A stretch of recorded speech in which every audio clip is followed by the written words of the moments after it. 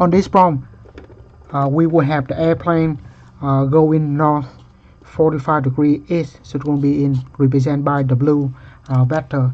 So let's use the vector P for the airplane, and the wind is 30 kilometers per hour. It's going to be north 30 degree west, so it's going to be that direction.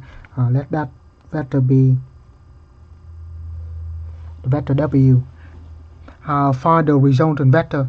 So when we add these two vectors together, we use the parallelogram, and we draw a parallelogram. The diagonal is going to be the resultant vector.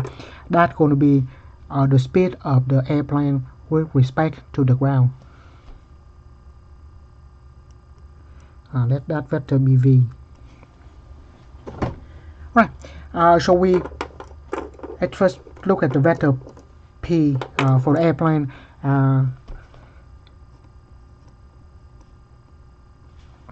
Right. That the vector P. What we know about this vector P is that the magnitude is going to be equal to 580, and that is going to be the magnitude of the vector P, and the direction is going to be 45 degrees. But if we convert that to the angle in the standard position, this angle is actually, since from north it goes 45 degrees, and so it is also 45 degrees from the standard decision, the position, so that will be 45 degrees. Right. So the x component of the vector P is going to be equal to the magnitude of P. X component is going to times cosine of 45 degrees, and the y component is going to be the magnitude of P times sine of 45 degrees. So in a sense, it in the polar form, we call x equal to r cosine theta and y equal to r sine theta, and this will be similar to that, except r is going to be the magnitude of the vector, and the theta is the angle with the standard in the standard position. Right. Do the math here. Magnitude of P is 580. Let's keep everything in decimal for this problem. Cosine 45 degrees. Just put in the calculator for that and get the number. So calculator there. Just put that right in the middle here. Right. The most important, of course, make sure it is in the correct mode. This is in degrees, so we keep it in degree. Before we use any trig function, make sure it has to be in the right mode. So 580 cosine of 45 degrees, and that gives us 410.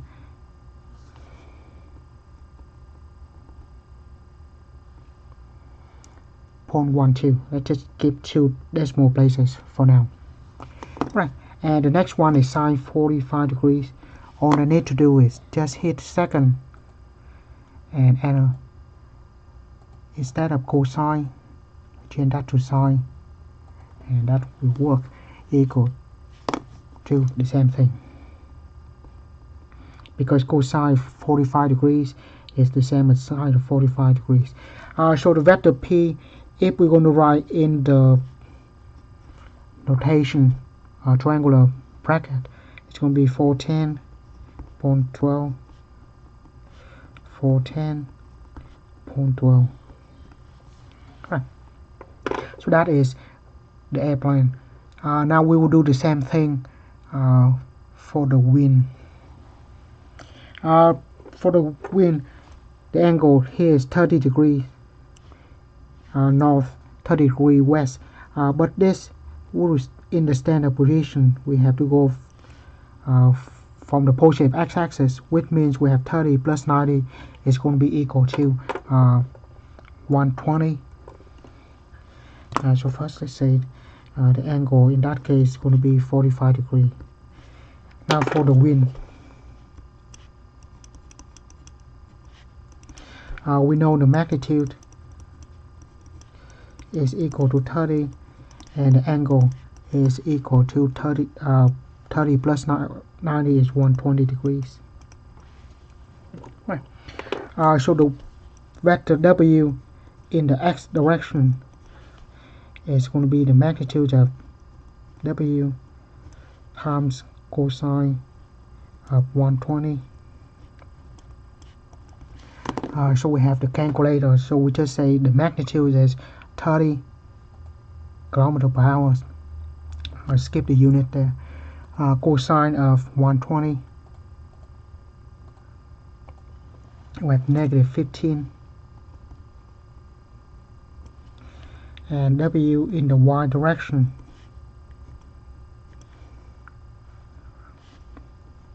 is magnitude of vector W times sine of 120 degrees. Again, second enter, or we can just go back up, and when we hit enter it just copy and paste, and I'll go back, change the cosine to sine, and we have 25.98. So the vector W is written as, in this notation, negative 15 and 25.98. Right. So we have two vector P, the airplane, and the vector for the wind. Right. Next, we'll find the resultant vector. So vector V is going to be equal to the vector P, should put the calculator away, sorry, vector P plus vector W. Right. So we will have 4, 10, 12, sorry, 4, 10, 12 plus negative 15, 25.98. Right. So just need to pull the calculator again.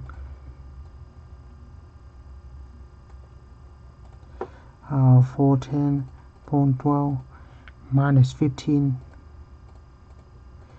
We have 395.12.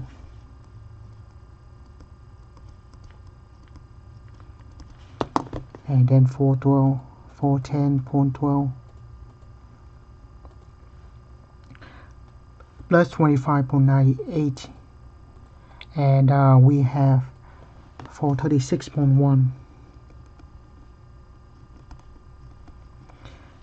So the vector, the resultant vector, the speed of the airplane with respect to the ground is given in vector notation. Is that right? In this, the question asks for, I think we should find the magnitude and the direction, because the question did ask us for the bearing of the problem and the speed. So pretty much we will need to find the magnitude and the direction. The magnitudes of V are simple. Magnitude of V is equal to Pythagorean theorem. We have 395.12 square plus 436.1 square. Right. Since we have still have those numbers on the calculator, we just have the square root. And if you have TI-84, you can pretty much do this. Go back up, highlight that, hit enter, that's like copy and paste. And then go back up this number, hit enter, that copy and paste. And we have that. Hit enter, and we have 588. Let's say 0.5. 588.48.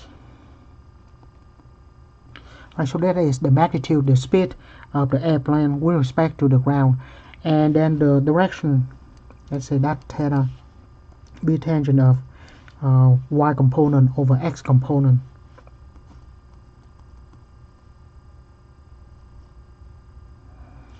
I should say tangent inverse, sorry.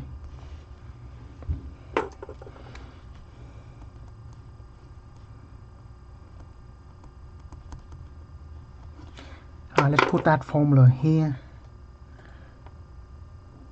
Right, so x equal r cosine theta, y equal r sine theta, and r squared is x squared plus y squared, and tangent of theta will be equal to y by x, and we'll take the inverse of tangent, we have theta. That's what we did here. So again, make sure it is in the right mode, and we have tangent inverse of 436.1, so copy and paste, divide 395.12,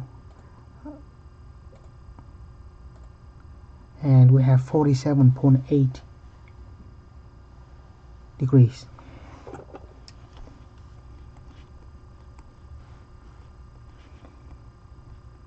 Right, so what we have here is